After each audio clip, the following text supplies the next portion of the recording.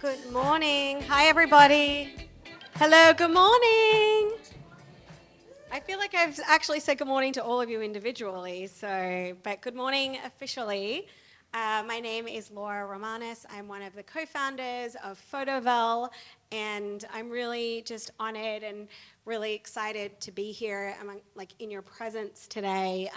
I want to thank you, and I think you all should be patting yourselves on the back for just showing up, because I think especially a day like today and what we're going to be exploring and going into is you're doing this, yes, for yourselves, but you're doing this for your kids, you're doing this for your students. And I think as not only an educator myself, but as a mother of a child, as someone who's in this school system, I think it's so important for educators to consistently do things like this and to meet each other and to learn and find new ways to connect with your young students, because we know with the world that we're living in, not just the chaos that is over in the other side of the world, but the chaos that's here in this country, in this city. You know, many of them have chaos in their own personal lives, and so the conversations that we're going to have, I think, are really important. I have my notes here. So we at Photovel, we lead with compassion, with respect, kindness, understanding, and we are an organization, a nonprofit organization, who believes that we can find really amazing, inventive, creative ways to tell visual stories. And we do that through education, we do that through public art, and also our annual photo festival that we just, by the way, announced yesterday. We're coming back next year. So that's really exciting. But we have been doing this for 13 years, believe it or not. And I stand here, and Sam and Dave, my other co-founders, we started this 13 years ago with an idea of making photography and visual stories accessible to everyone. Accessible to folks that may not feel comfortable going into a gallery or museum, or, you know, want to explore visual stories and stories from outside of the world, their own world. We actually started our education program purely, it's interesting, we started because a local educator from Brooklyn, an ESL teacher, wanted to explore photography with her students, most of them just recent immigrants, asylum seekers who did not know any English, and she thought that photography was a really cool way for them to express themselves. Yet she did not have any resources or access to these photo programs. She didn't have any access to money. She tried to get tickets for her students to just go to the Guggenheim. She couldn't get free tickets. So we started chatting, and we're like, let's do something. And so we started this program, purely started with her, and, you know, over 10,000 students, 13 years later, we have this great program. So that we don't do it alone, we do it with our whole team, people who have been with us in the past and folks who are kind of standing around. So I want to thank them. And also it's really important to have someone who's leading the ship and things like that. So Corinne Martin, who you'll be seeing all day, who you've heard from already through emails. Corinne, you know, feels really passionately about having days like this. Last year we had disability visibility, which many of you came to last year, which was incredible. This year, the Compassionate Classroom, and we'll be doing a lot more. So it's always important to have a team. It's also equally important to have a great partner, and for the last 7-8 years, Photo Wings, who has been our major supporter and partner in our educational and community initiatives. They make it possible for us to do free events, to do free programming like this with you all. They make it possible for us to have grants for educators. And so I want to thank Susie Katz and Kim Morris and their entire team at Photo Wings for helping us. And then last but not least, we're in this amazing space. Last year, many of you were in our office. We've done tents. We've done empty storefronts, and we're so lucky this year we're in an amazing theatre space thanks to our friends at the Abrons Arts Centre, who we've also collaborated with, yeah. And And I just say partnerships are everything, and have collaborations, and being good neighbors. And yes, we're on the other side of the river, but having our neighbors here on the Lower East Side, our friends at Abrons, have just been amazing. So I think I've touched upon everything. I hope you really have an amazing day. It's really special. I hope to see all of you over the next few years. And I want to pass this over to Ali Rosa Salas, who's the VP of Visual and Performing Arts. I remember she's so amazing. So Ali, we go, hey, Ali, we need a space. She's like, let's do it. So I want to hand this over to Ali, who's incredible here at Abrons. Good morning, everyone. Thank you all so much for being here. Good morning. As was said, my name is Ali Rosa Salas. I'm the director of the Art Center. Thank you all so much for choosing to spend the day to do this kind of work, and for visiting us on the Lower East Side, super lower, super east. As into it a little bit, the relationship between Abrons and Photoville is really meaningful to me personally and professionally. We've participated in the festival as an exhibition partner for the past 4 years, and I from day one noted just such a deep values alignment with our two organizations. So it's just such a pleasure for the nature of this subject matter being hosted in this space with this partner and all of us together, just makes the work that we do make sense.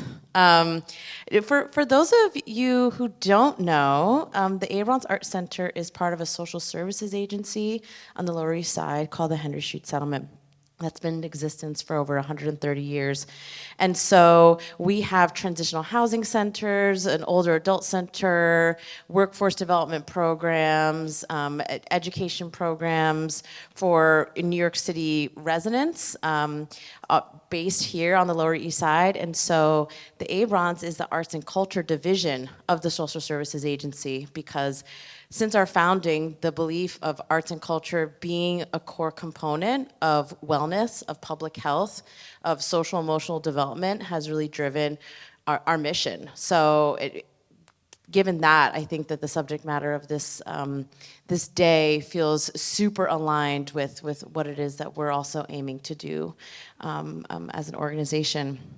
And speaking of that, what we do as an organization with regards to arts education wouldn't be possible without our amazing teaching artist faculty, and I know we have some. Can those who are Abrons Abrons Art Center teaching artist faculty raise their hands? Yay, so awesome. The Art Center does programming here at our center and across the Lower East Side. So many amazing things that are happening thanks to all of these incredible professional artists who are just as committed as we are to sharing their skills and their talents with the next generation. And so to share a bit more about what we do at the Art Center for folks who may be interested, and if you're not, you'll become interested. I'm so pleased to pass the mic to Millie Kapp, our Interim Director of Education. Thank you. Thank you. Thank you, Ali, and thanks again for Photoville for being here, collaborating on this incredible event. I just wanted to take an opportunity to share a little bit more about what Abrons does in the way of education.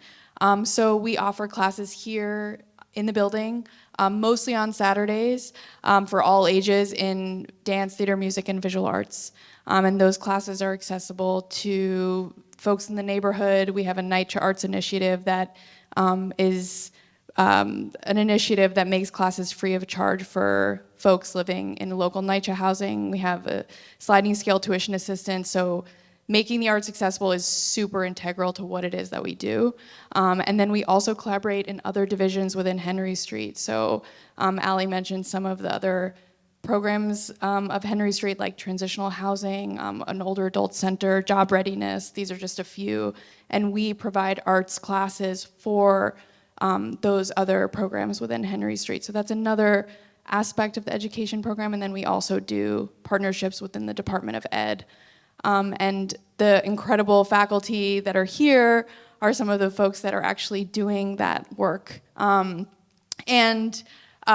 The these are folks that are here in the building working, and then also in the Department of Ed, and then also within Henry Street. So it's a really amazing ecosystem to be a part of, and just want to welcome all of you, and thanks again.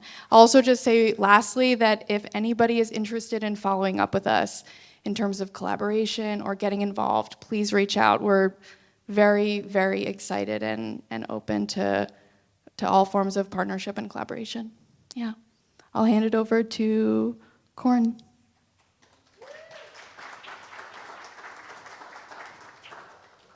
Thank you, Millie, and thank you, Allie. The entire team at Abrams really appreciate all the support. Good morning, everyone. How's everybody doing? Energy check? We're good, we're good. So good morning. I am so excited to welcome you to the Compassionate Classroom, Social Emotional Learning Through Arts Integration. I am Corinne Martin. I have the privilege of being the Public Engagement Manager at Photoville. And we are here to have a day of connection, joy, and learning. And so I think in this time, especially, connection is so important. Compassion is definitely something that I wanted to make sure that we had a reminder of as we have been through a lot, right? If we think back to the last 3 years, collectively, we have experienced a lot of loss. Some would call it trauma. And I wanted to have a moment with educators to acknowledge that you are a whole person, right? And that when you show up to the classroom, you bring your whole being to that space. And we then impart that wholeness to our students. So this is definitely a reminder of our humanity, but also the compassion that we need to bring to our students in these very challenging times. As I have checked in with educators throughout the fall and the summertime as I was planning this PD, I was left with, what have you guys been experiencing in the classroom? I'm not in the classroom. I am an arts administrator and also a photographer, and I have deep relationships with principals, superintendents, folks that are in the classroom. And I was wondering, what have you guys been experiencing? What are some of the challenges, some of the sticking points? And so I landed on social emotional learning as a space of exploration, as a reminder for all of us when we think about, again, our humanity, we need to have a guidepost. And for me, social emotional learning also needs to be connected to intersectionality. What are the ways that the world, the things that impact our daily lives, how does that not only challenge us as individuals, but also our students? So again, social emotional learning is a guidepost that we will explore through the presentations that will take place today. It definitely will hopefully encourage you to participate. It's definitely interactive, and that you will have some techniques, some tools that you can not only practice in the classroom, but in your day-to-day, right? So before I go on, I always love to start any event with a collective breath. It's a reminder of, again, our humanity. So I would just ask us to take a inhale to the count of 3, 3, 2, 1,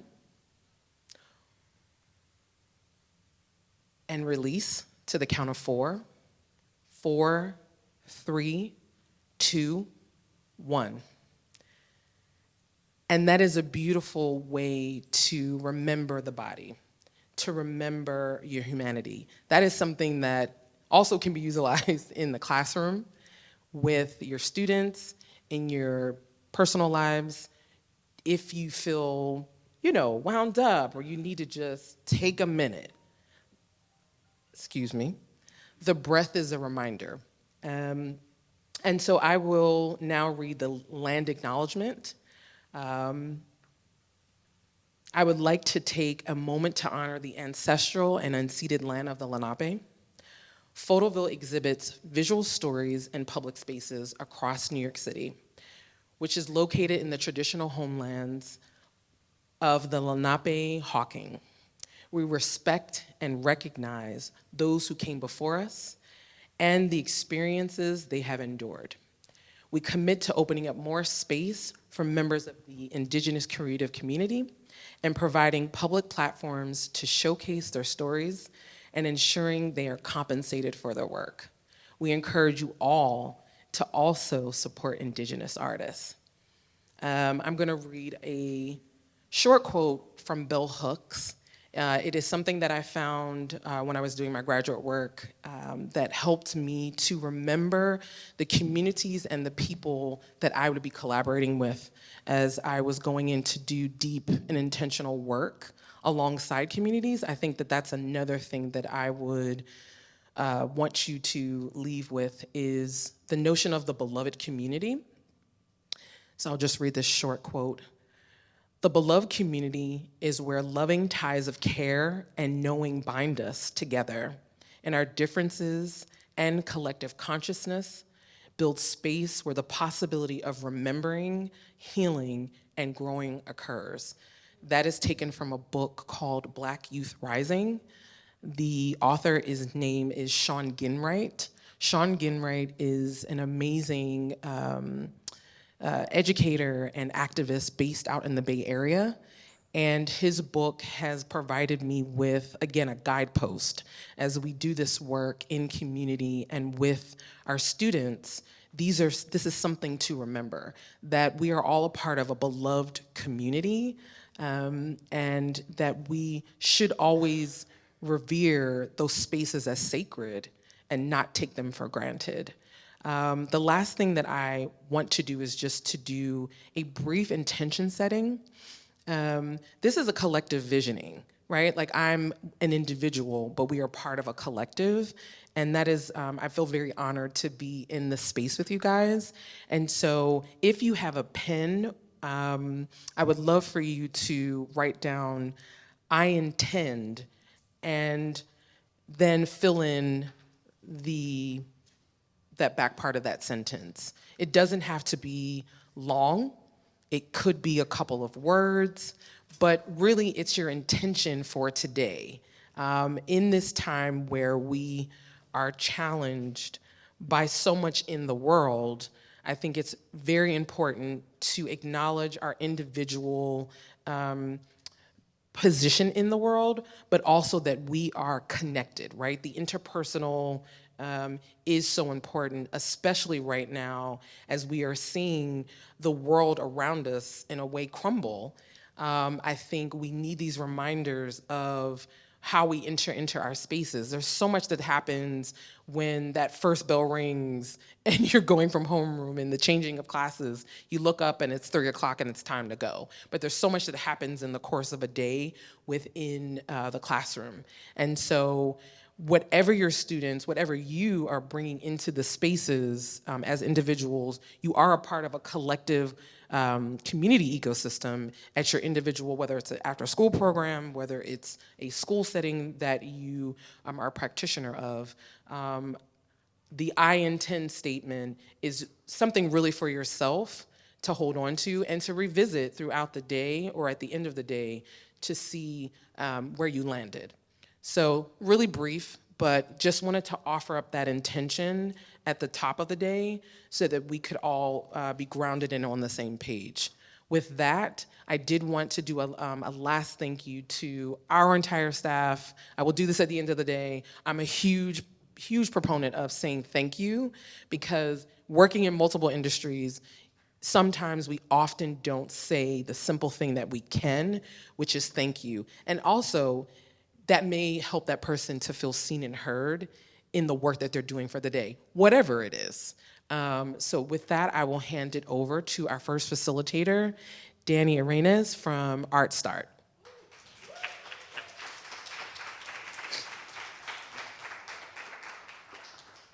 Hi, thank you so much. Thank you so much, Corinne. The Abrams Center, Photoville. I met Corinne about a year ago with Art Start doing a portrait project, and we were going to have an exhibition at Sotheby's, which is kind of a fancy place. but I really wanted to have our photograph shown, where photographs are often taken outside. So I reached out, and we automatically spoke the same language. We've been talking for a year, and I'm very thankful that she invited me here to be here with you all. Educators, artists, there's, I don't know how many New Yorkers, 8.5 million. There's maybe 40 of us here today. Please connect with each other, find common ground, find interest, find where you can build with each other, find where your organization can work together. It's very important. So I'm going to start. I have this clicker. I'm a photographer. I'm not the most tech-savvy photographer. I view photography not so much in a technical aspect, more about emotions and connecting. So I think I can manage this, hopefully.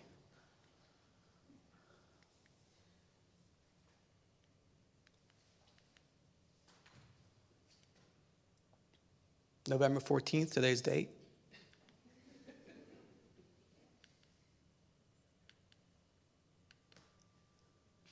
Okay, so the world is crazy right now. We all know this. Outside, in New York, locally, communities, other side of the world. So I would like to look at this video. We're going to travel to another part of the world where meditation, mindfulness started maybe 1,500 years ago. So we're going to take a little trip for about a minute and a half.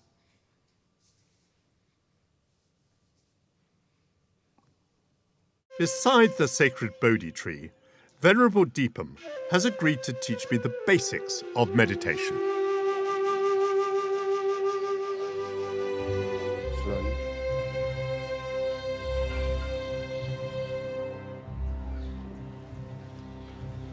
One more.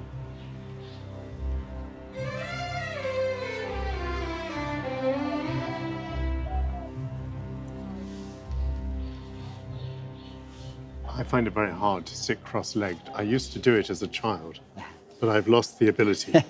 But all Buddhists have to be able to do it, don't they? Yeah. If you are sitting in this posture, you can focus the feeling between your land and body. How do you begin to concentrate, to meditate? What do you do? A good teacher from Myanmar, from Burma, taught me a very simplest process of concentrating mind. And I really practice every day. When I shut my eyes, I try to relax my whole body. I try to stop thinking.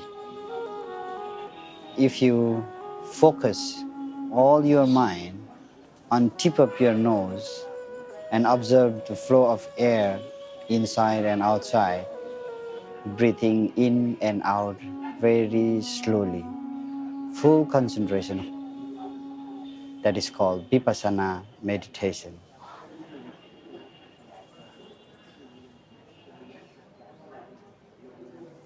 I enjoyed that. And actually, it's quite noisy here, but even so, Yeah. I found I was Yes. going inside myself, concentrating on the tip of my nose, even though I couldn't see it.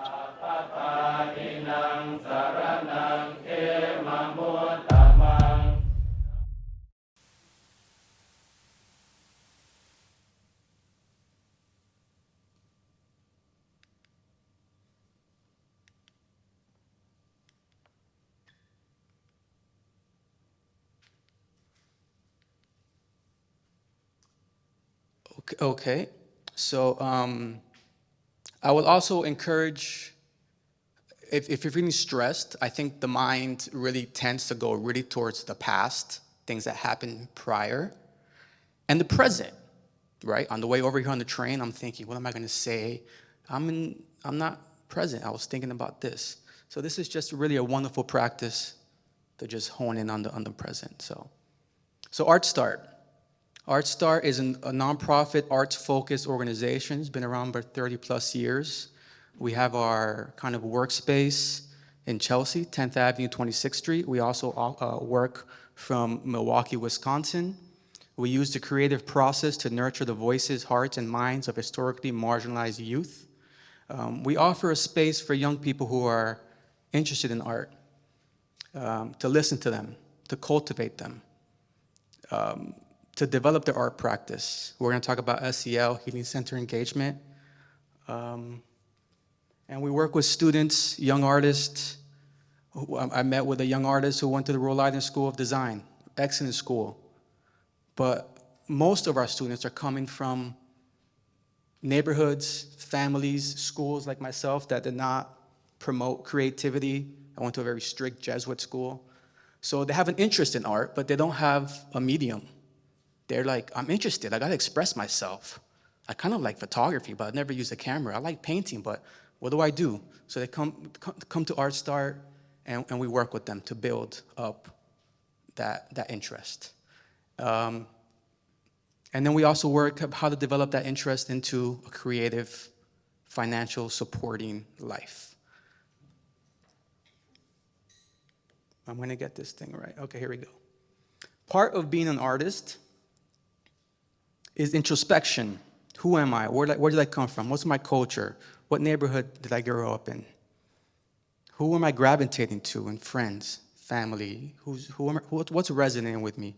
There's really deep introspection of finding your own voice, which takes, I believe, years. Someone like Miles Davis also said, it takes years to find your own voice. It's a process, a lifelong process.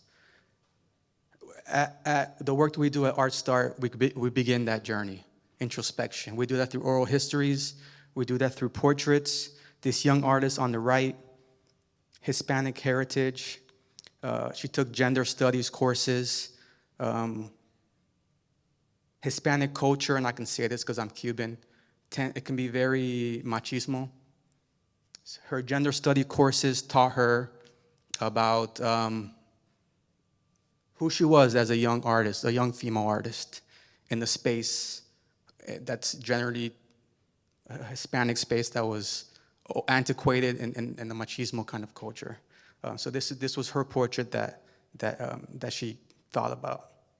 This is an exhibition at Sotheby's, See Me Because. It's also that single story. I'm gonna do a little test here for interaction. If I say peanut butter, what do you think? Right? That's it. Peanut butter jelly. Is there more to, I'm gonna let go of that metaphor, but there's a lot more to a person than just that single connection. And I think that's what the mind does every single day. You're seeing me right now, and you already made your decision, right? You don't know half the other things, and this is what we do with this project. We bring about these little particular interests. Oh, he likes comic books. He loves cereal, whatever the thing is. These little things of interest that you learn about somebody, and it really builds a humanity, a connection, and it takes away that single A to B peanut butter jelly that we're always doing.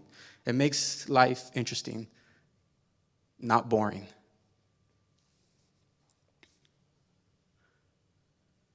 So I'm gonna show you a video about the See Me Because project. This is volume 11. This is the one that we just completed.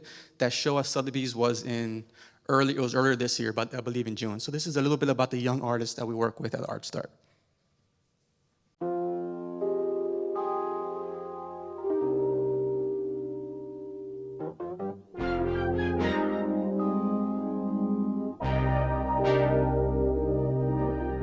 I am passionate about making sure that my community is creative as possible. Having everyone show their creativity is important and fun. I think people who know me would describe me as playful, reliable, helpful, kind, respectful. I would describe myself as just a complex human being. I think one thing I want to change in the world would have to be allowing people to be more expressive with themselves. It doesn't just have to be art. It could be with food. It could be with even makeup. Even that. A lot of people, I feel like they hold back at times. One thing I want everyone to know is be confident in yourself. Even if the going gets tough, échale ganas, puro pa adelante. I think about every artist is conscious of their self and critical of their self, but they're also conscious of others and how other people would think about them. One mark that I want to leave in the world is be different. Be different, be yourself. Don't be another mannequin, because mannequins are all the same. What I want to leave as a mark is showing that I was able to care for somebody else. I would rather be seen as someone who helped others, and that would be my mark.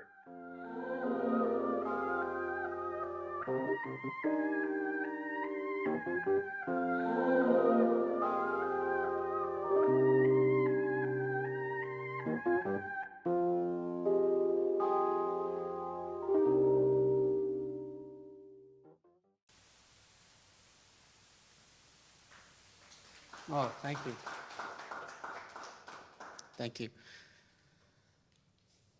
So a list of values, I just like to show this because I think one word, pick any word here, and you can really build curriculum for a whole school year with one word. If you pick community, you can really develop arts curriculum just thinking about community. So I like to just kind of share really these words that can really sell off the mind into so many kind of ideas. Beauty, like what values really stick to you?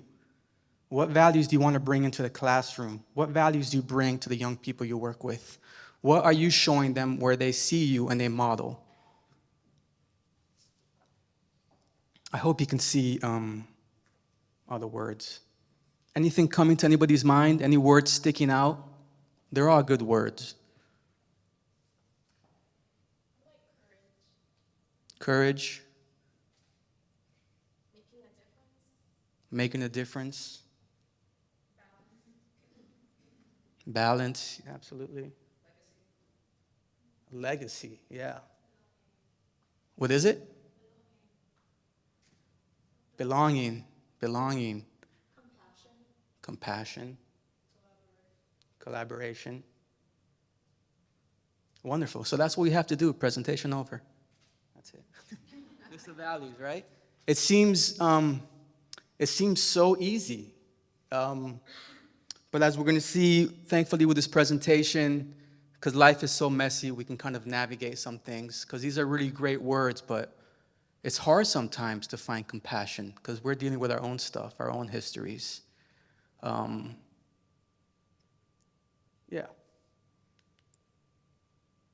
Applying attachment theory. Everyone familiar with attachment theory? Yeah. Okay, so I'm going to start off with the Harry Harlow experiment of the late 1950s, early 60s, where this experiment will not happen nowadays, but he had these two little rhesus monkeys. He separated them from their mothers, and he made, or his helpers made, a little monkey that was wire and had a bottle of milk, and the other one had cloth, comfort. Does anybody know what happened? Where that little monkey that was separated from his parents? Can anybody guess what happened? A wire monkey that provided wire, cold, and the other one had comfort. They made his face kind of smiley. What happened? And the wire mother had milk. What happened in this experiment? What did we learn that really was really kind of huge discovery? Anybody take a guess? Comfort's more important than food. Actually, what happened was the monkey got the food and then didn't stay for survival with the milk. Actually went for the comfort. Got the milk. I'm good. My belly's full. And I stay with the comfort. So before that, behavioral psychologists would think love, affection, support is something that we learn as kids. What this really showed is it's innate. We as humans, every single one of us in here, we were born with the need to belong, again, a value, to feel love and support. That's an innate need in humanity. It's not something that we learn. We need that. What's the first thing you do, what they do now when the baby's born? Skin to skin.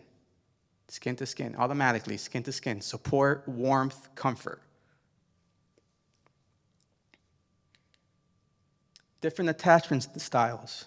Attachment theory is a psychological explanation for the emotional bonds between caregiver and child. So how does this develop? Let's say a kid who's 5 years old. My kid learned when he was about 5 years old to ride bicycle. He falls off the bike. the parent, the caregiver, the guardian says, hey, it's okay, come here, let me give you a hug, keep trying, I got you, you're gonna figure it out. Support, consistency. If that consistency, by definition, stays, you're developing a secure, stable attachment. If the parent, the child falls and the parent ignores them, that child may say, okay, parent's not listening to me. I'm gonna learn to ride this bike, hopefully, but I'm not getting any support, any love, no attention. So develop a different attachment style, which would be more an avoidant attachment style. Someone who's independent, can do things on their own, but is not expecting any comfort, any support. I've worked with a lot of people. A little bit about myself. I'm a licensed social worker, an artist. Prior to being with ArtStar, I worked at a shelter. I was the director of a shelter, so I worked with various different attachment styles, and I did see a lot of avoidant attachments. Generally, your attachment style is set off when you're scared, sick, or hurt. If somebody's hurt, sick, you can really tell what they need by how they react to that situation. Are they avoidant, or do they feel safe coming to you for support or for help? Insecure or poor attachment styles are strongly connected to adverse childhood experiences or trauma. I'm sure some of you heard about the ACE study.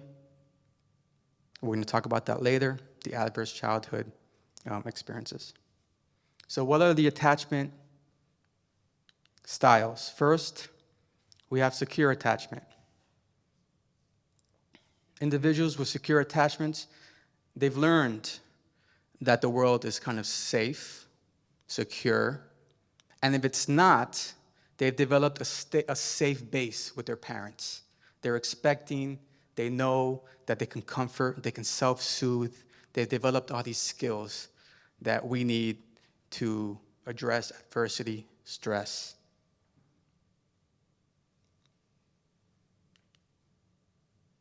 Anxious, insecure attachments. Individuals who have received inconsistent attachment through their caregivers. Their caregivers can potentially show them love one day, but the next day not be there. They could, it's just inconsistent, it's not constant. So anybody experience any of these so far? Secure, anxious attachments for the young people that we all work with? Anxious, you're seeing a lot of anxious.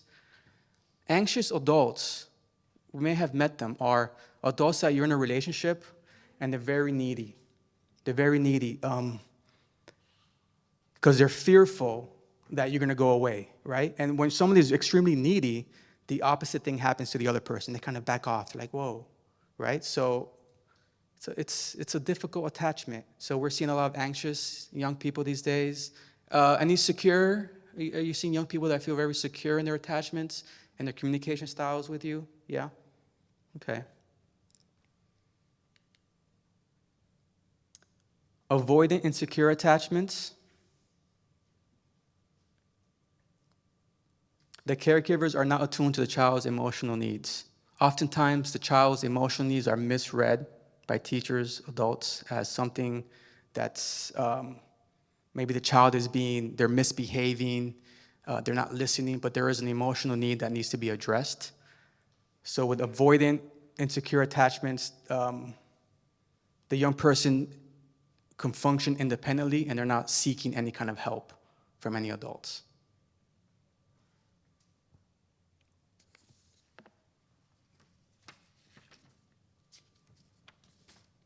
Avoidant insecure attachments, they're high on avoidance and very low on anxiety. They can do things on their own, they don't need help. Disorganized insecure attachments is just the parents could have been really damaging, dealing through their own things, and it's a very difficult attachment style to work with. There's a lot of things going on with the young person, kind of scattered, foggy, they feel anxious, they're avoidant, but they also need some love and support. It's a very difficult attachment, probably the most difficult one to work with. Anybody seen a lot of disorganized kind of attachments with the young people? Yeah.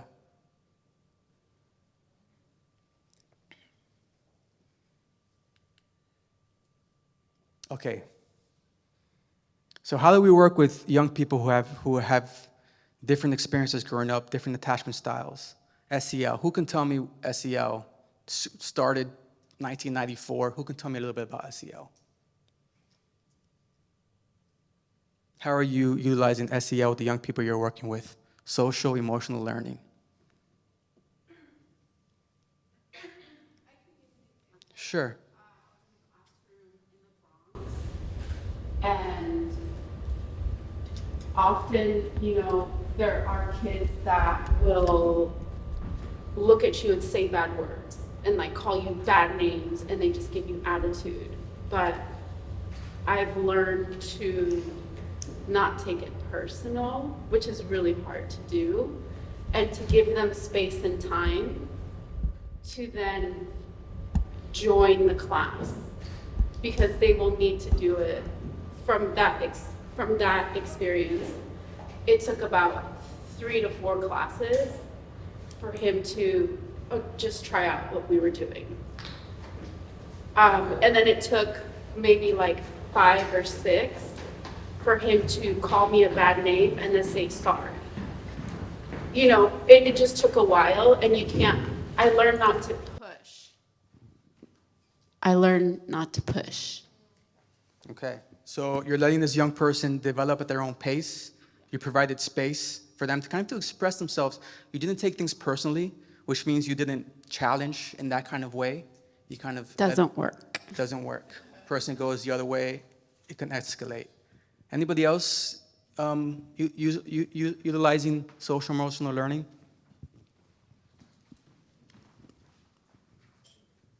So something I've observed in classes is that students are very timid to ask certain questions, or that before they ask a question, they'll be like, this may be a stupid question. So something I've established even before classes even start, especially if they're a new group of students, I always say like the first rule is there's no such thing as a stupid question. And I realized like since I've started doing that, participation has like definitely elevated, because students are scared of being like ridiculed. They probably don't have a space to be curious about things. So something that I establish in every class is to make sure like, no, there's no such thing as a stupid question in my room. So yeah. That's great. So you've created a space where mistakes are okay. It's okay to ask questions. So that's excellent. That's excellent, because it's so important nowadays to know that you're not going to be reprimanded, to know that you can be curious and ask questions. I feel like nowadays everything's really this way or this way, and it's really difficult to find those nuances, those curiosities. So yeah, awesome. Anybody else? I just wanted to share that I teach photography, and I'm always, in the back of my mind, I always try to ask myself, like, how can I not add any anxiety to anything that's going on in their lives? A lot of my students are recent immigrants, and I don't want them to freak out over photography, even though they have to be accountable. And so one thing is that when they come in late, instead of being like, why are you late? Blah, blah, blah, I'm just like, I'm glad you can make it. I'm glad that you got here on time. Thank you for coming. And and then I just try to, as much as possible, before class, start with just breathing and just not even guided meditation. I find that like there's a lot of programs for students that utilize meditation and yoga like in a way to like produce something or to like quote unquote manifest something, and it's very capitalistic and it's very not what it was intended for, but just to connect with the breath. And even if we can just do that for like 60 seconds or 180 seconds, it's a game changer. Yeah, that's great. So like a centering exercise. I also love how you're affirming if somebody's late, which is very like motivational interviewing that we're going to talk about. You're affirming their presence. You're understanding you just immigrated from this country, and photography may not be the most important thing right now, though we're going to use it for you can explore this new environment, this new country. But it's okay, you're late right now. I think that's a really great. I used to use that a lot at the shelter. Really affirm off the bat. Create a good space to work in. Yeah, anybody else? Yeah. Hello? Oh, sorry. No, thank you. Go ahead, yeah. Oh, wait. I didn't see you.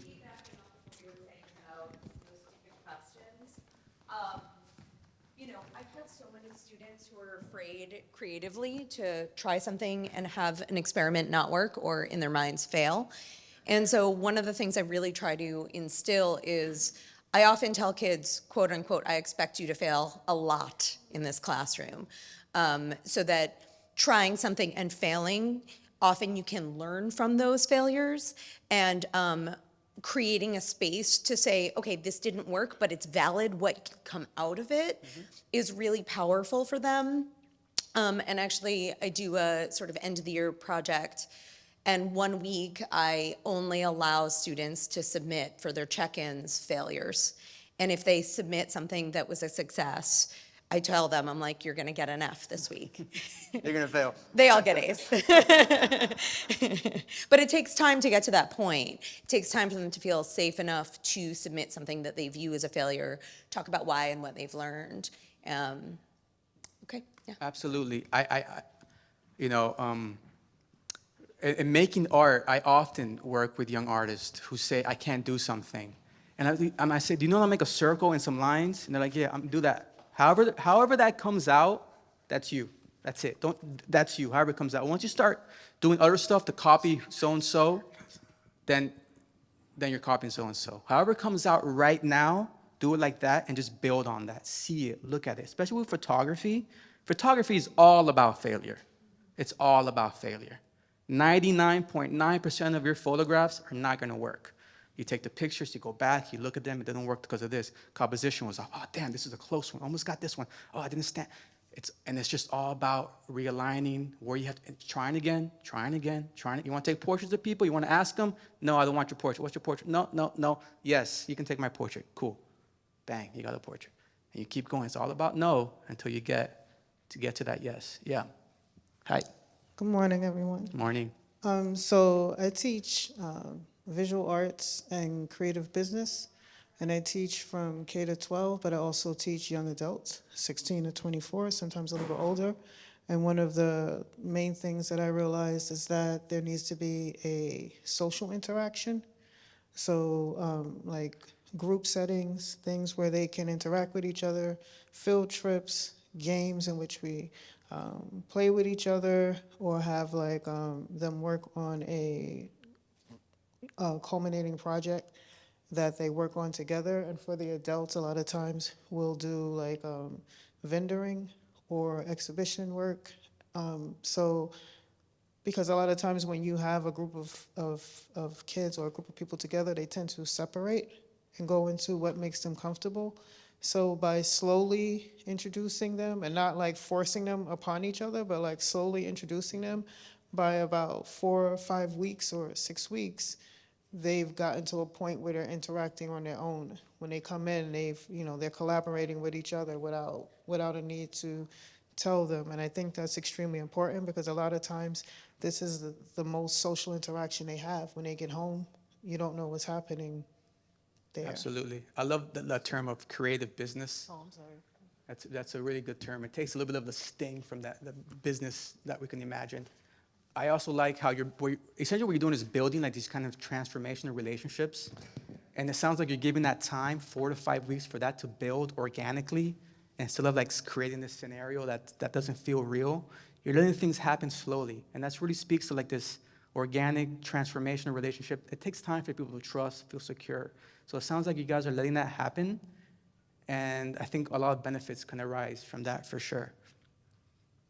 Yeah, so this is great. I'm going to move on for these components, these 5 principles of SEL. Let me just go back to this. SEL is really, if you see the communities, families, caregivers, schools, classrooms, it's really a way of thinking of how we interact with young people, right? It's not forcing this academic information to them. It's really developing the whole person emotionally, socially. Young people are going through so much. I was at a school the other day, it was for Earth Day. The phones were out, the distractions, the noise. You're gonna teach these young kids about, biology and nature of plants. How can they even care when they're like 5 seconds Instagram reels and you're learning about the war, and then after the war you're getting an advertisement for Head and Shoulders? It's like, whoa, like what? Like how do you process all this? It's crazy. So how do we slow down?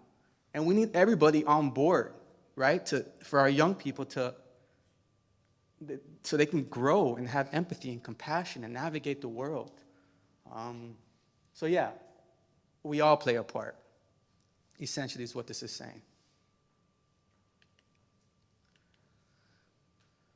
Self-awareness, the capacity to understand one's own emotions, thoughts, and values, how they influence our behaviors. Where do my thoughts come from? Is that from experience? Is that from the way I was raised? How does that affect my behavior? And my behavior, what consequences does it have? Can someone give me, I think we know what self-awareness is. It's definitely also a practice that adults, everybody's in that path to learn about themselves. So what are some of the other attributes of self-awareness? Understanding personal social identities, recognizing emotions. What else can kind of fall under self-awareness?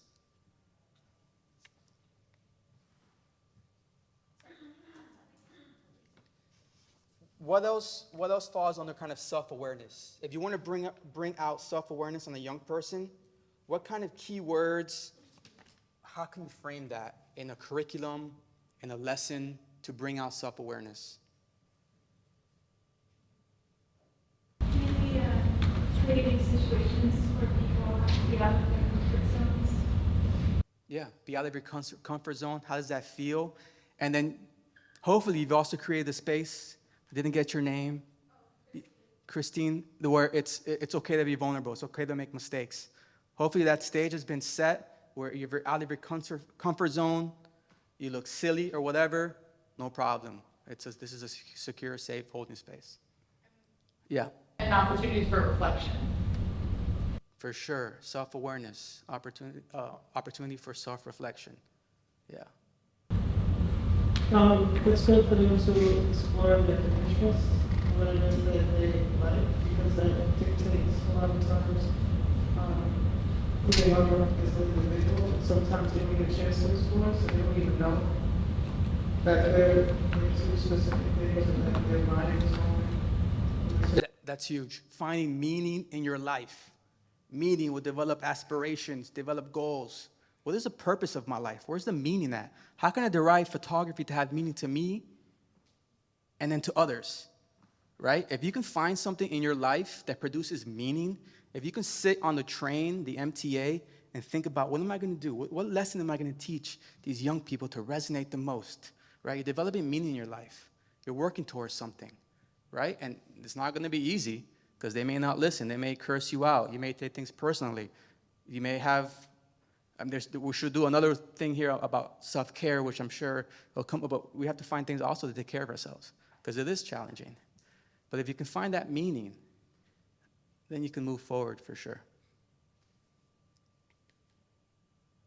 Self-management, achieving goals, and all these, they're not separate, mutually exclusive kind of things. This all overlaps, right? It's a holistic framework. Includes setting, achieving goals, delaying gratification. Oh my goodness, that's huge, delaying gratifications. Oh my God, everything has to be, first it was like Amazon, it gets there in 24 hours. That's not good enough, it's gotta be here in 15 minutes, right? I need this in 15 minutes. And then we're teaching that to our kids too, like everything is instantaneous. And what are the consequences of that? Because that's not the way life works. So, self-management goes back to mindfulness too. Mindfulness could be meditation, but it can definitely be an arts practice as well, for sure. Photography, I love street photography. What they call it street photography, you can call it many things. Walking for hours, very meditative, super meditative. Seeing what you're thinking as you're walking. Every step, you think about it. I'm not sure I'm not sure we know how to walk yet. Right? We're just doing element, but do you know where you're moving your arm? Where you're moving your arm? Have you thought about that? So there's so many things that can be very meditative. Self-management, stress management. If we can build curriculum and lessons that address this. Responsible decision making. Okay. So how to make good decisions. I'm going to link this to attachment theory. If you have a secure foundation, there's a better chance you can make secure, better decisions, right? Because if you're being vulnerable and you're showing to someone how you feel, and they're kind of dissing you and not vibing with you, you step away. I don't need this. This is not what I'm used to. But if you're coming from another kind of attachment, maybe an anxious attachment, you may want to still kind of like pursue that, even though it's not good for you, right? So responsible decision making, making good decisions, cultivating curiosity, open-mindedness, identifying solutions for personal and social problems. How else can we bring about responsible decision making on the young people we work with? Anybody actively doing this? Yes. I think teaching them about boundaries, about the parameters, and linking that to art. Boundaries are a big thing for sure. What is too much? The word TOO, what is too much? Linking that to art too. Anybody paint here? Painters? Painters. When you're making the painting, painters. When you're making the painting and you step back, essentially what are you doing? I'm basically looking to see if, first of all, I like it. Secondly, if I feel anything from it. Is it, the colors, how the lines or the focus is their movement? Yeah. You're looking at composition, colors, what is it communicating, and what are you doing? You're going to make decisions. I got to change this. I'm keeping this. Art is so many things, but decisions are a huge thing. What decisions? And you're basing decisions on what you want to communicate. And what you want to communicate is who you want to be. So you do this over and over again, you can actually start creating new ways of thinking in your brain, new pathways in your brain that the practicing of art can actually change. It can create new ways of thinking. You do it over and over again. This is too sad. Put a little sun here, a little orange, a little yellow. Over and over again, you want a little happiness, a little joy in your life, right? So responsible decision making.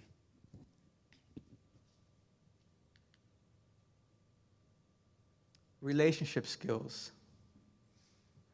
The capacity to seek or offer help when needed.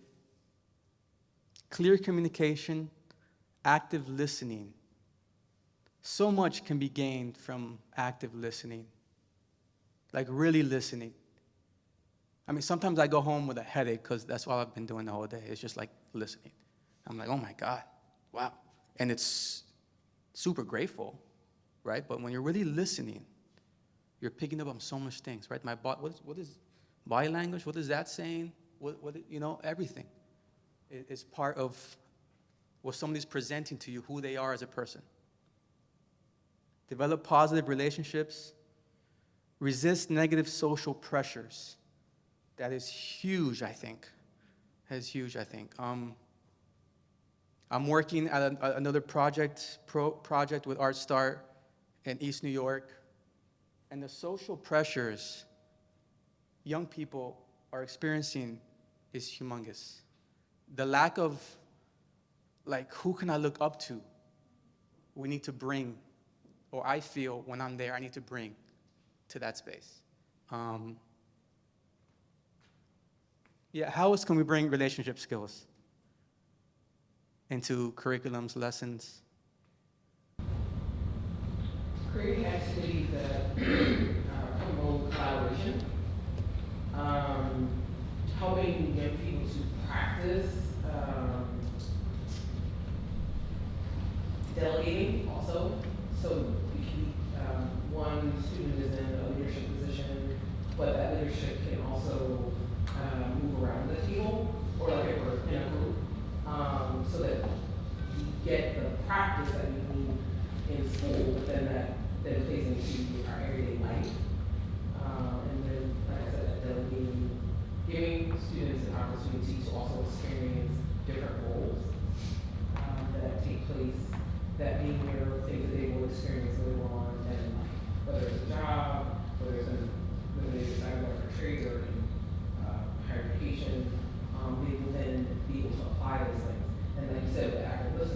active listening is a whole body notion. I see cooperation. Group activities also elicit cooperation and also how to work through conflict. Yep, for sure. Yeah, you said so many good points. I'm trying to pick. I'm just thinking of. We also do a workshop at a family shelter, and we do a food justice program, and that's what the teaching artists do. It says today you're gonna cut the lettuce. You're gonna be the leader. You're gonna organize this. You're gonna measure. Everybody has a role, and if a conflict comes up, how do we work through it? And these skills translate. They happen through life, but they translate into as we grow up.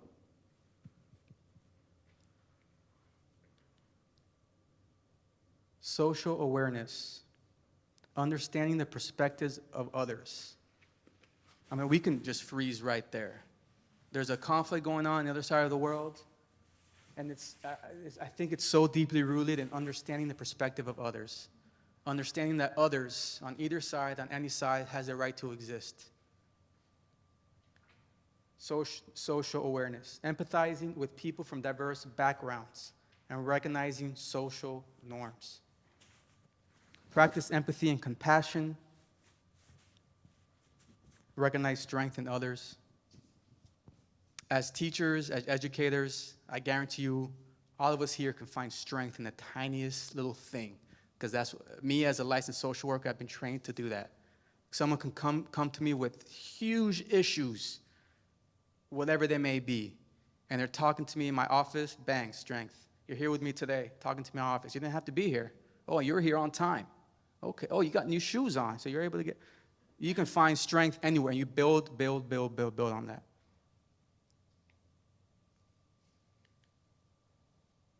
Okay.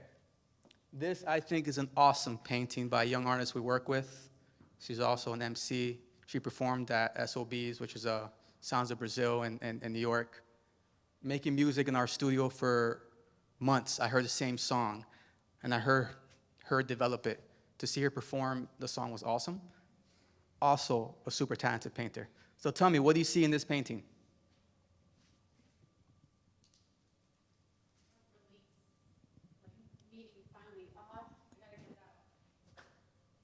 A release. Definitely a lot of, that's a volcano on her head with, what is it? A scream. Scream speaking to what feelings are attached to that scream? Frustration, for sure.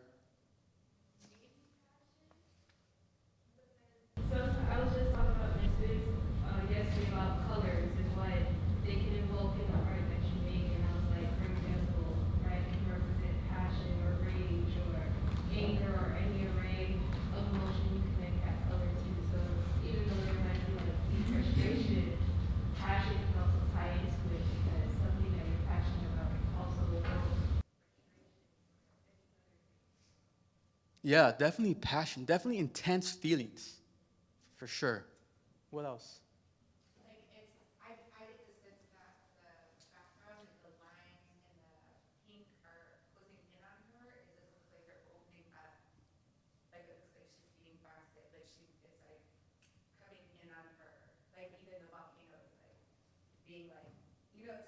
So there's a claustrophobia-ness, if that's a word, just no way out.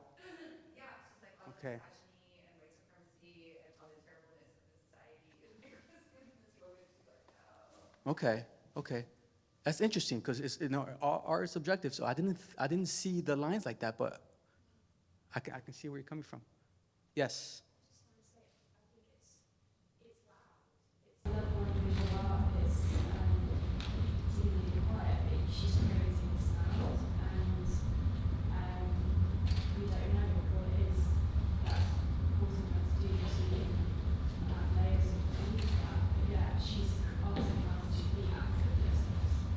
She's asking us to be active. Yeah.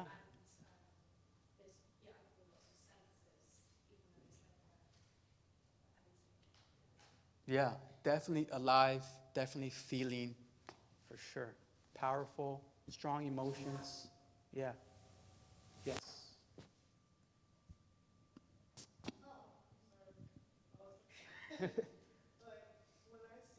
I automatically think of how people overthink things, and they like implode on the inside because everything that they want is there, but they're thinking so much to the point where it's like an explosion in your head.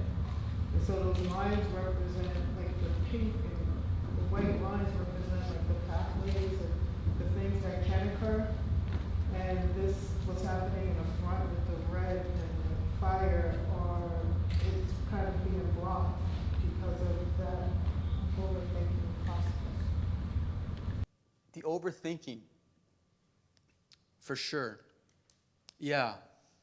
So that's a great segue from everything that everyone said. The 5 principles of SEL. As an educator, as a teacher, artist, how would you utilize these principles to work with this young person, this young artist?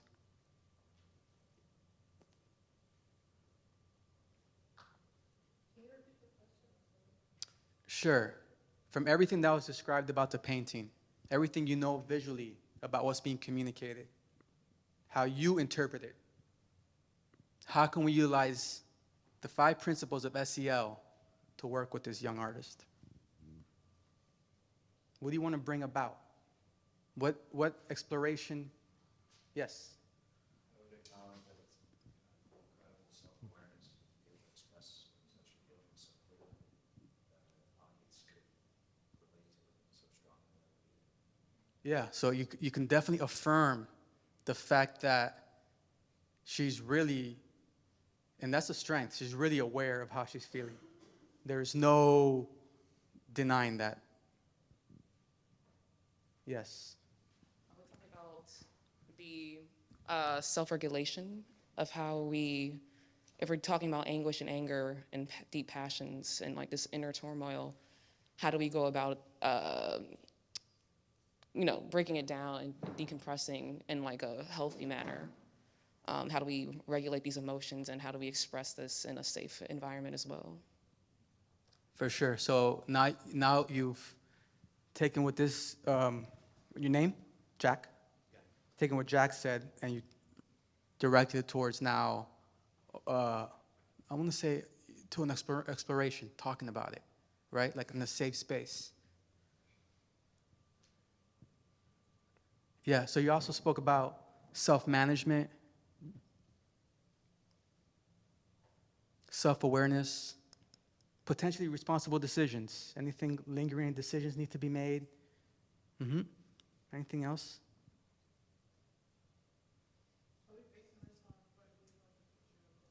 Yeah, I mean, yeah, absolutely. And that can be a conversation you can have with the young person as well. Like I'm seeing a lot of frustration here.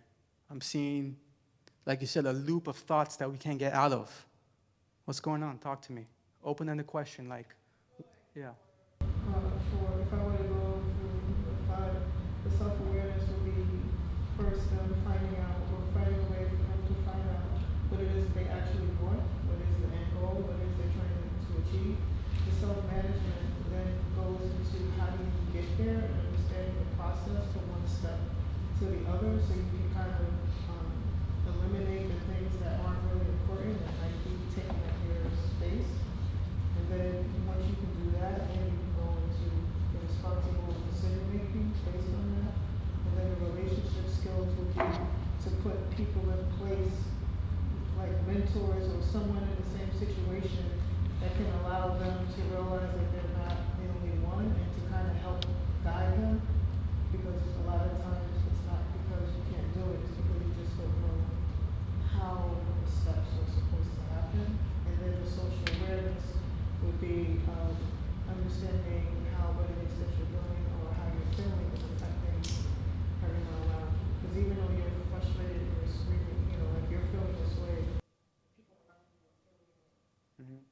Yeah, it's affecting others around you, relationships. Yeah. Yeah, absolutely.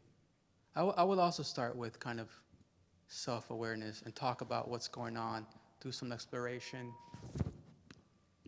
ask open-ended questions, affirmations, definitely listen a lot, reflect back, and have the young person speak, communicate about what's going on. Yeah, I think listening is very important here. And I'm interpreting the pink and the white as I'm feeling this way, and this, of course, is subjective, but there's also vulnerability here for some reason. I'm thinking maybe it's the use of pink and how we've been grown up to think about pink and blue and whatnot, but I'm thinking of there's a vulnerability here, right? I'm just seeing that. And maybe that's just me speaking to hope. Yeah. I work in a transitional shelter setting as an arts programmer, arts curator, and I've seen paintings, all different types of art forms be created like this all the time. And it can be too much sometimes to ask verbally for a response. So I think inviting, perhaps would you like to use some words or write down some things you felt while you were making this? And that can be a gentler way to ask, like you said, those open questions. Just wanted to say I think that's such an awesome point, right? Such a great point.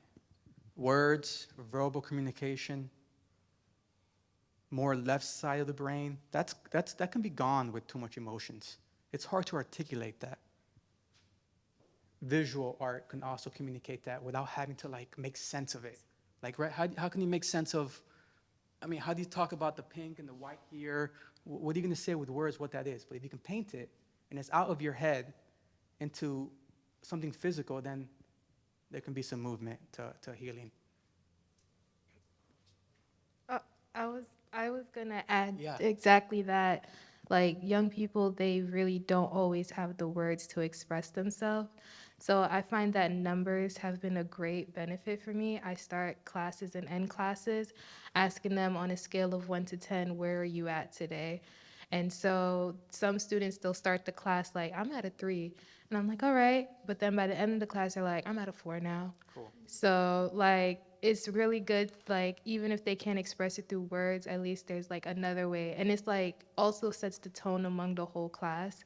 Cause I notice how like, okay, a student who's like an 8 will do more to like spruce up the mood of somebody who's probably at a 3 or something like that. So it also builds relationships among the class setting as well, with having that mindfulness, like, oh, my classmate isn't okay today. What can I do to help with that? That's great. Speaking to collaboration, community support, I love the use of integers. Super helpful. Really gets you to understand where somebody's at so you can kind of navigate that day. It's also a motivational interviewing skill that we can talk about later. That's... I had one other thing, Sure. sorry. Yeah. You gave me the mic. Yeah. This is like a really impressive piece of artwork that took a lot of effort. Anthony and I work with formerly incarcerated kids coming home from Rikers Island. And I would acknowledge, now tasked with this framework, that it's extremely good, responsible decision-making for a lot of the young people we work with who would come in and do that or do it at home and spend hours to do that instead of some of the other things that they did to go to jail, right? Acknowledging that, damn, that's really responsible. You sat down and worked on art for 4 hours. And look at this brilliant piece that you created. We often do that, but now seeing this framework, it helps now put like a piece to be able to use that better, I think. Yeah, thank you for sharing that. I'm also in that process now, working with youth who are in post-incarceration with the same point. Spend hours doing this, don't spend hours doing that. Trying to get a young person to show in a gallery so he can potentially see himself in a different way, right? So now I'm an artist and I have a show in a gallery. This is what I'm going to do. Doesn't mean it's not going to solve it's not going to solve all the issues because you're still dealing with history, with systemic oppression, microaggressions, but it can be the start of viewing yourself as have a new talent, a new skill. And I've done this, or this happened to me, but hey, I've done this too. I got a show in a gallery, and right? So yeah, absolutely, absolutely. And time doing this, finding purpose and meaning, skill, growing, that's your energy going to communication, to expression. I think it's a beautiful thing. Thoughtful. Okay, healing-centered engagement. I'm not sure how I am on time. 15 minutes? Oh my goodness. Okay. Okay, so the A study, adverse childhood experiences in the 1990s. The more adverse childhood experiences a young person experiences, the more likely you're going to see negative behaviors. About 17% of adults experience 4 or more ACEs. To me, that's crazy, right? 1 out of every 5 adults has experienced an adverse childhood experience. What are those? Abuse, emotional, physical, sexual, neglect, physical, emotion, household challenges, incarceration, separation, divorce, abuse, mental illness, housing insecurity. If you've experienced, and you can do this online on ACE study, 4 or more, and there's more than these, 4 or more of these ACEs, the likelihood for risky behavior increases, chronic infectious diseases, poor mental health, incarceration, dropping out of school. College is not the end-all, be-all, but your chances of going to college diminish. Employment challenges, premature death, right? I think I read like 90% of death are related to 4 or more ACEs. ACEs speak to trauma. Trauma is an emotional or physical response to harmful or life-threatening events. Trauma has a way of always being present. You can be sitting in a restaurant with your best friend, beautiful music, great food, and you're not there. Trauma has a way of always being present, always being there. Why is that? As a part of another doctor, I did a little research for this presentation. There's a part of the brain called the amygdala, which is an limbic system, little bean-shaped part of the brain. It's active, it's stimulated, it's on. And that's the fight, flight, or freeze response. You can be chilling, have a good time, but your amygdala is sparked, right? That's the trauma response, right? Because we're humans, we want to survive. We're ingrained to survive. But that part is active, even though you're resting, relaxing. The brain says, don't relax, you need to be prepared for anything. How are young people affected by trauma? They may feel easily overwhelmed, on edge, brain fog, dissociation, anxiety, right? This is really important to know because this goes into trauma-informed care. You have a young person who's having a hard time regulating their emotions. It's not that they want to be a bad person, a bad kid.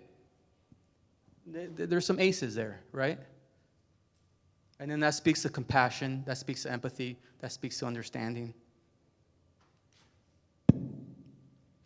Impact of trauma on the individual. I view these 7 kind of categories almost as the entirety of the human experience, maybe, potentially. I hate to put things in buckets, but if we have to. I thought somebody was snapping, I got distracted. Emotional trauma, when you're difficult regulating emotions. Behavior trauma, right? These are kind of the impact of trauma. You've experienced trauma, you might start using drugs, self-destructive behavior, risky behavior, very promiscuous. It can lead to cognitive effects on the brain. You can't concentrate. You feel isolated, spiritual, right? You can kind of go into this kind of nihilistic kind of path of nothing matters and life's this and I feel lonely, right? That kind of depression can lead into your physical. I don't feel like doing exercise. I feel like staying in bed. These are kind of the effects of trauma. And then we did say about 20% of adults have experienced trauma. So this is all around us. So how can we be impactful? 6 principles of a trauma-informed approach. First and foremost, any young person you're working with, the first thing they need to understand, you're safe. Period. They have to feel safe. That can take a while. That could take some time. Somebody mentioned 5 or 6 times in a young person. They have to feel safe. They have to feel that they can trust you. Again, this takes time. Again, this speaks to transformation of relationships. This is not something that's transactional. Peer support. We talked about this earlier today. Having young people who've experienced the same thing, having young people who experience different things but are respecting, understanding of each other. They can build off each other. They can learn from each other. Super helpful. You're not alone. Other people have experienced this. Normalizing experiences that you're not alone, it's super beneficial, very healing. Collaboration, working together. If you're the teacher, that's the student. if you're using your authority in a way that's detrimental and it's not in a collaborative spirit, it's going to have the negative effect. If it can be authentic, you can be real, that's going to have a better effect. Of course, there's boundaries. Of course, this is a practice. Empowerment. Individual strength and experiences are recognized and built upon. And you're taking someone's cultural, gender identity, historical kind of experiences, family dynamics into perspective when you're working with someone. So this is the 6 principles of trauma-informed approach. Kind of things that we should keep in mind when working with young people. I understand I changed my gears. I'm speaking a little fast. It's because there's only 10 minutes and I'm trying to get through all the slides. Healing-centered engagement, developed by Sean Ginwright. What happens is with trauma-informed care, we really focus on the word trauma, and we really focus on what happened to that person. And it takes away, it feels that it's operating more in a deficit, more lessening on a strength.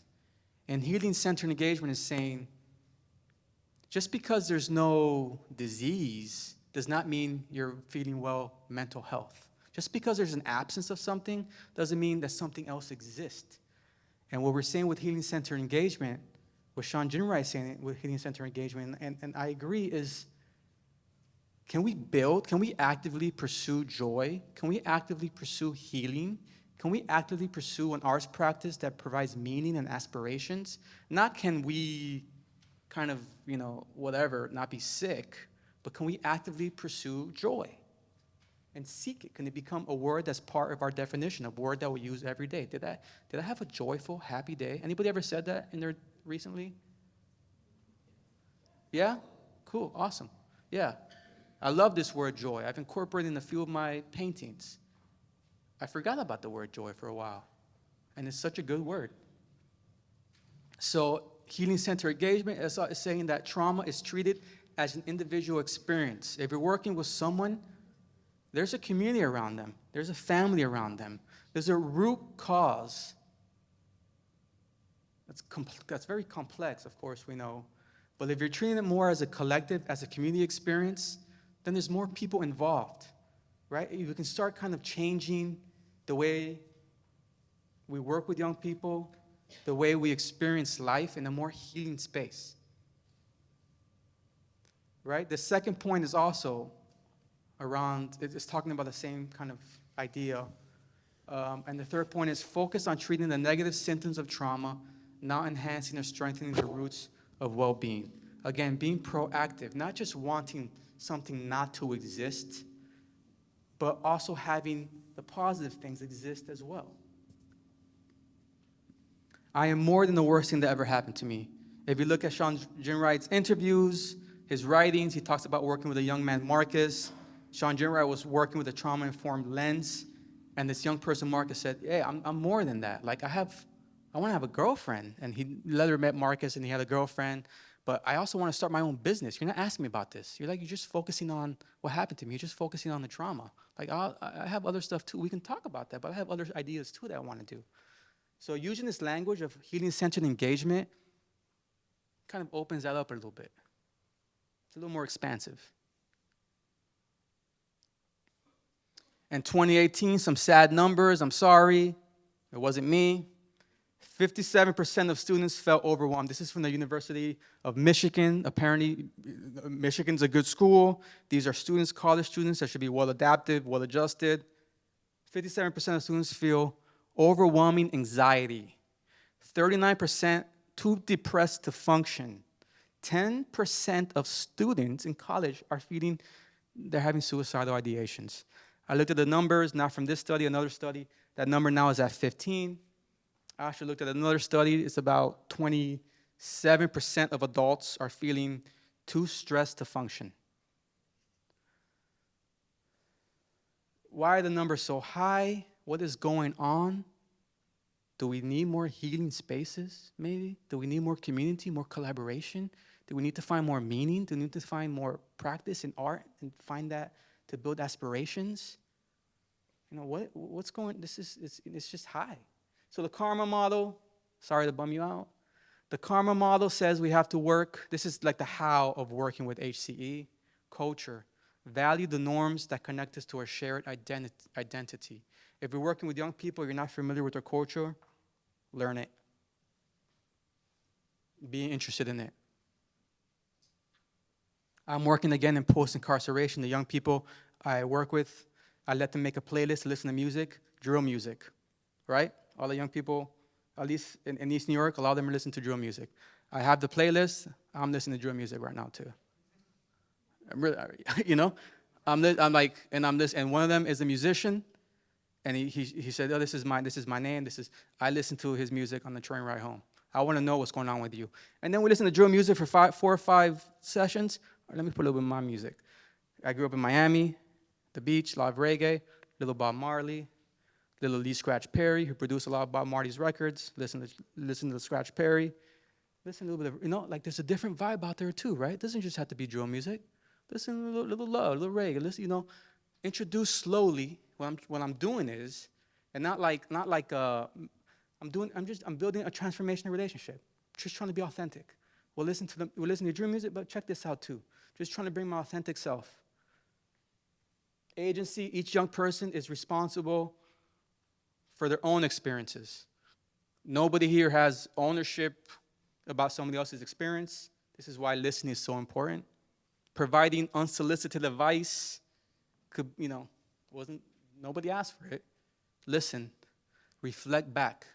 Their words are telling you where they're at. You reflect back. How many times you hear when you go to a doctor say, it sounds like you have, that's motivational interviewing. They're reflecting back what you said, and you get to listen to yourself say it. And it's like a mirror. Oh, we're just trying to be a mirror. You're being you, and I'm just being a mirror, and I'm reflecting back. I'm bouncing off what you're saying, and someone can learn that way.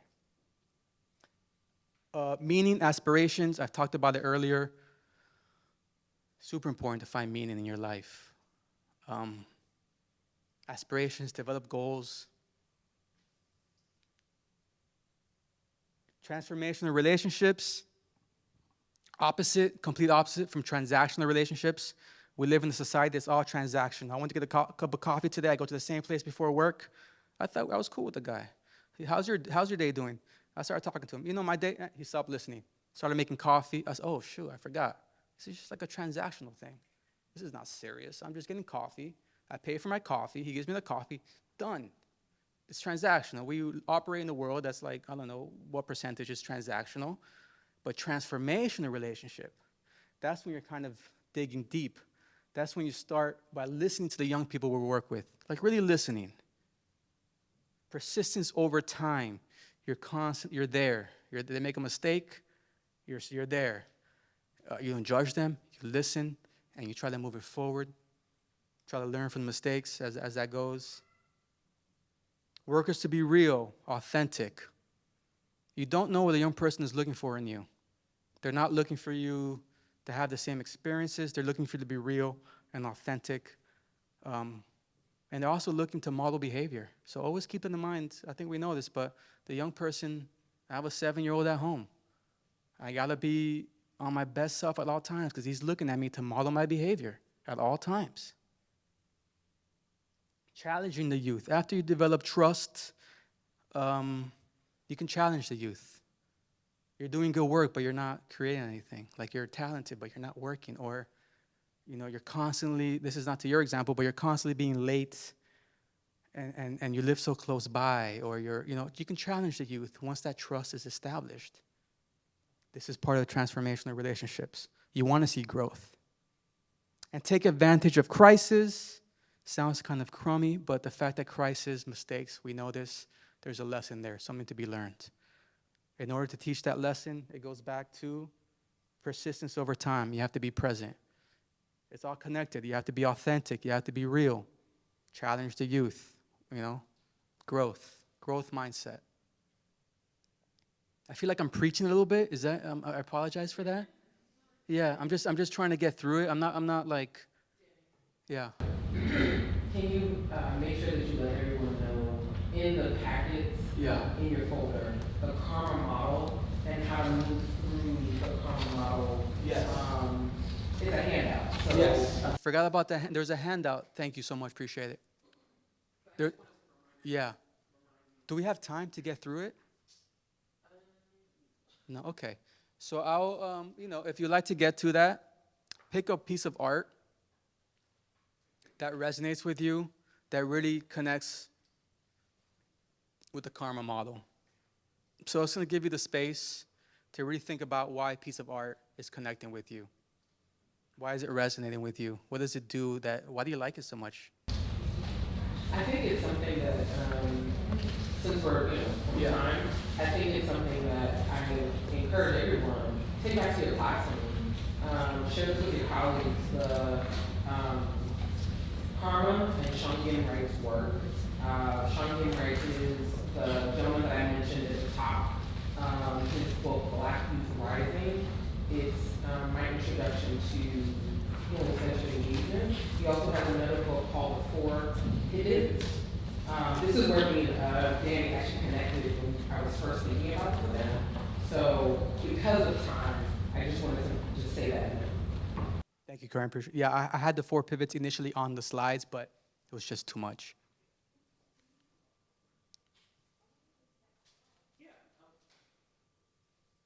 So do we have like 2 minutes? Yeah. I just want to talk about motivational interviewing. Anybody know this practice, this really practical way of working with young people?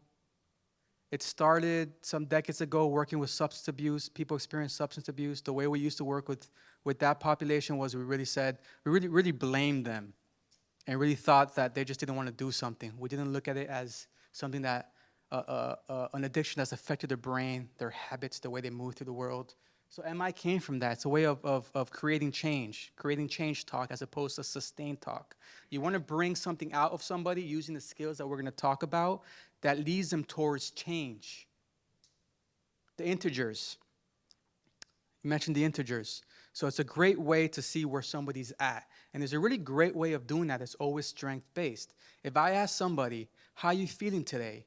From a 1 to 10, 1 being really bad, crummy, 10 being awesome, and they say 2, you want that person, you want it to be strength-based, right? You want them talking about what they want to do in a way that's positive. So if someone says, I feel like a 2, I feel really bad.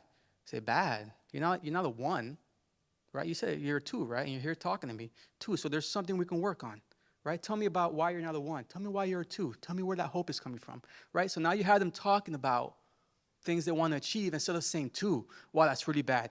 Yeah, I feel like shit, like it's just like things are not going right. So now you're going this way, right? So there's a way of using the integers that's always strength-based. So just keep that in mind, how you want someone to respond to your questions that leads them towards change talk, if that's the idea. Motivational interview has a spirit of MI, it's collaborative, acceptance, compassion, right? MI is a guiding style of communication that aims to empower participants to change. It requires the facilitator and participant to be equal partners.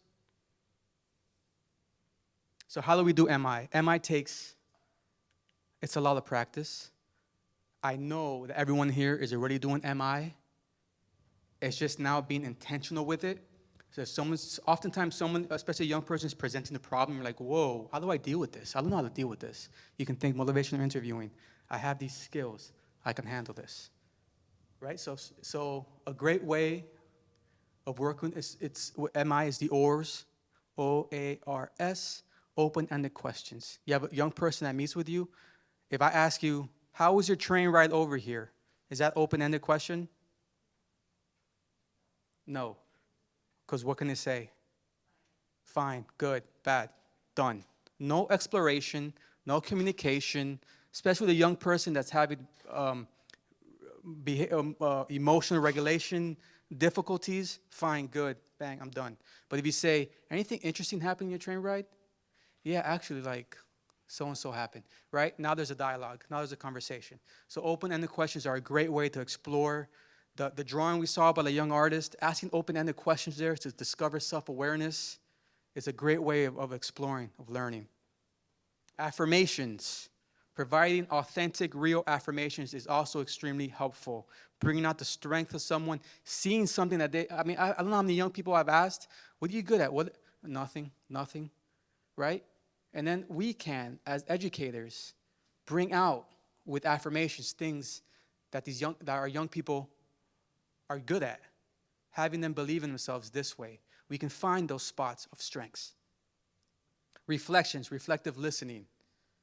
Right? I remember working at the shelter. Somebody came in my door screaming, throwing stuff. They just got into a fight. All this stuff. Wow, it seems like you're really frustrated right now, right? Just reflecting back the behavior. It looks like you're really frustrated and angry. I see that. And in my position, if I was in your position, I'd be frustrated too if that happened to me. Now I've joined with him, right? Yeah, I understand your frustration. Instead of saying, hey, chill, man, relax, man, that's, if you can reflect back the behavior, super helpful. If you can join, super helpful in a non-judgmental way. Summarizing, doctors, therapists, your therapist is doing this all the time, summarizing. Okay, today what we talked about is you're going to stop smoking cigarettes, or you're going to smoke 2 cigarettes, not 5. You're going to go for a jog. You're also going to put in 4 jogs. They summarize what happened in the session to let you know that they were listening, let you know what was talked about, and to reinforce everything that was discussed, right? I think I'm done. Just let me make sure. 5 minutes. Okay. If you're working with young people that are into the arts, that have an inkling of curiosity about the arts, I will invite you to let them know about Art Start. On Thursdays, we have an open hours from 4 to 6. We have closets filled of paint, art materials. We have a few artists now into fashion, so we have a sewing machine. We have guitars, we have drums, we have a full music studio. If you have a young person who's looking for the way in the arts, I would encourage you, take a photograph of this, have them reach out to me, my email. This is my work number, my Vonage number. Reach out to me. I can meet with them, invite them to our open hours. We also have an emerging artist program that's happening right now. It's 8 months residency. It's a stipend program. We help with college access, employment applications, creative career development, exploring your interests and how do we make that your career. A lot of good work happening. So if you're working with young people in that capacity, 14 to 24. So I want to open the floor to any questions. Yes? For this program, you say it's open, like they can come on like that Thursday and explore? Yep. They want to come, put on headphones, sit in the corner, just chill to get to know the space. Cool. They want to come and use the art supplies. Great. They want to come and network, they have an idea, they're looking for other artists that can do different stuff in their project. Like I'm a musician, I need to cover my album, or you're a painter, let's collaborate, that kind of stuff. Yeah, sure. Yeah. Registration process? Registration process is when they meet with me. We're working on, we use Casebook right now. We have the wonderful Rashard Riggins, who's the CEO of Art Star. She's working on Salesforce. So we're going to do an intake process, and we register them in our own process. But all you have to do is let them know, they show up, and then we'll take care of everything else.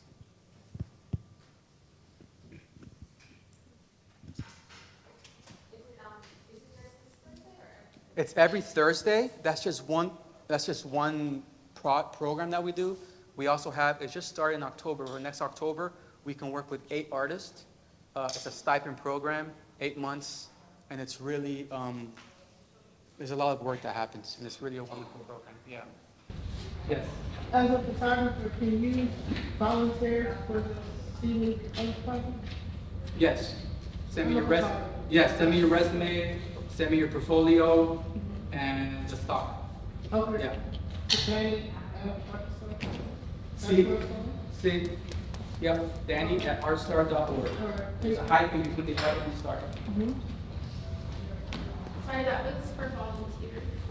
We have a project called the Portrait Project that we talked about at Sotheby's. We also have a family portrait project where we have our families in the residential facilities, mostly immigrant families. We have interviews, and we have photographs, portraits, and then we make it into a book. So we're always looking for photographers to work with. So yes, send me your work, resume, all that stuff.